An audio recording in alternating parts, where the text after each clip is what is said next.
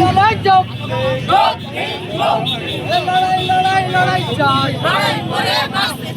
আমাদের সংগ্রাম এই সমগ্র শিক্ষা অভিযানের সংগ্রাম চলবে। কি করবে দেখো। হ্যাঁ,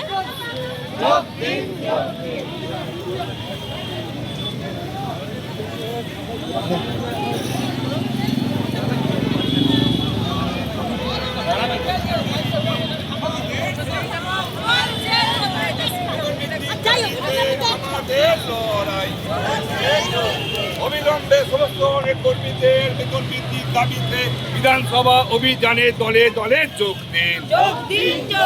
সমস্ত যুক্ত সমস্ত অনেক কর্মীদের বেতন বৃদ্ধি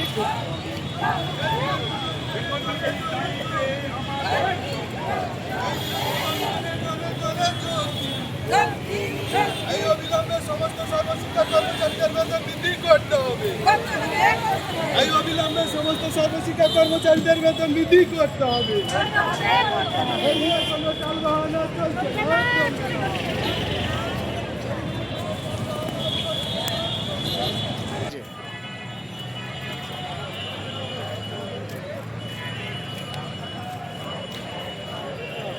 আমি মাওলানা চাই, মাওলানা।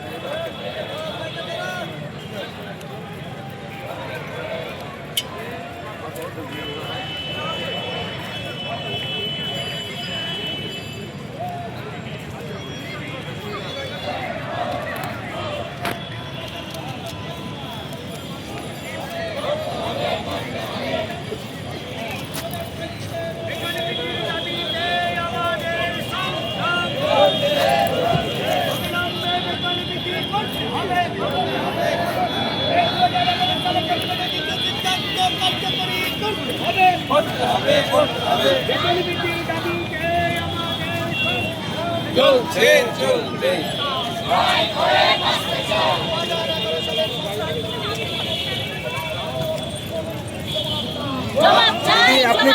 দিদি, আপনি কোথা থেকে এসেছেন? আমি এসেছি বাগনান থেকে। বাগনান থেকে? হ্যাঁ, বাগনান। আপনার এই কড়া রোদের মধ্যে দিয়ে আপনারা দলবদ্ধভাবে হাঁটছেন। রাজ্যের মুখ্যমন্ত্রী তিনি বলছেন আমি তো সমস্ত রাজ্যের মহিলাদের সুরক্ষিতর জন্য সমস্ত কিছু ব্যবস্থা করছি, তারপরেও কে নেব? কিন্তু আমাদের জন্য তো উনি কোনো ব্যবস্থা করেনি। আমরা 2011 সালে যা পেতাম এখনো সেই একই টাকাই পাচ্ছি, মাত্র 10,000 টাকা। মাত্র 10,000 টাকায় আমরা এত বছর ধরে, আজকে 2008 সালে আমরা অ্যাপয়েন্টমেন্ট পেয়েছি, 2008 সাল থেকে 2026 সেই একই টাকাতেই আমাদের চলছে। কিন্তু সেই একই টাকায় কি আমাদের সংসার চলে? উনি তো অনেক দান জাকাত অনেক কিছু করছেন, সব জায়গায় পুজো দিচ্ছেন, করছেন, কিন্তু আমাদের জন্য কিছু শিক্ষকদের জন্য কিছু করছেন। আপনার নাম দিদি? আপনার নাম? নীলিমা পাল।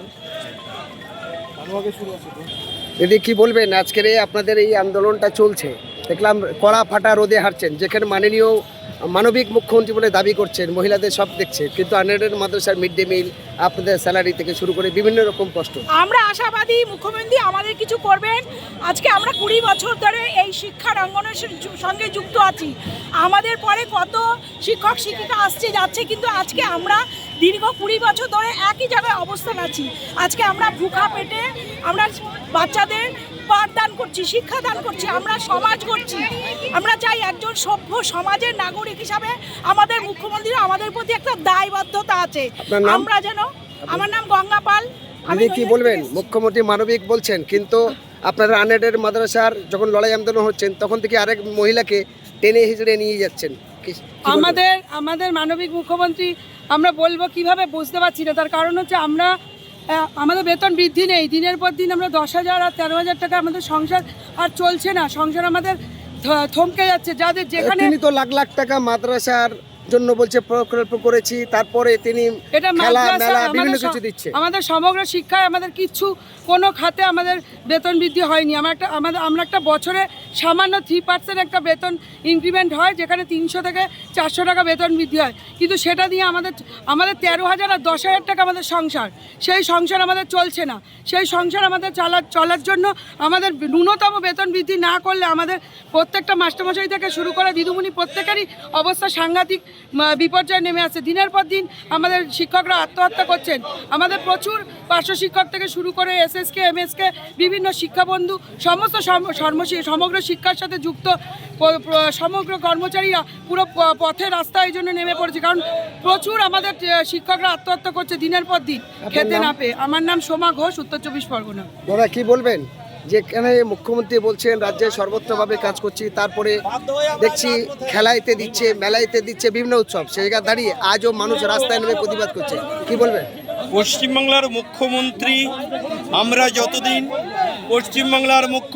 আমরা যতদিন যাবৎ দেখছি 2011 সালে যখন উনি মন্ত্রিত্বে বসেছিলেন তখন উনি প্রতিশ্রুতি দিয়েছিলেন আমি বাংলার মুখ্যমন্ত্রী হতে চাই, মানবিক মুখ্যমন্ত্রী হব, বাংলাকে বাঁচাতে চাই, বিশেষ করে সমগ্র শিক্ষার অধীনে যে সমস্ত কর্মচারীরা আছে তাদেরকে সমান একটা মান মর্যাদা দিয়ে তাদেরকে বাঁচিয়ে রাখতে চাই।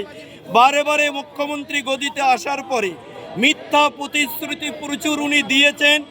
একটা প্রতিশ্রুতি এই সমগ্র শিক্ষা অভিযানের সমস্ত কর্মচারীদের জন্য উনি আজও পর্যন্ত রাখতে পারেননি। এই রাজপথে সমগ্র শিক্ষার অধীনে সমস্ত কর্মচারীরা আজকের নয়, একবার নয়, দুইবার নয়, একাধিকবার কলকাতার এই রাজপথ সাক্ষী আছে। আমরা এই লড়াই করছি, সামান্য বেতনে সমগ্র শিক্ষায় যারা কাজ করছে তাদের চলে না।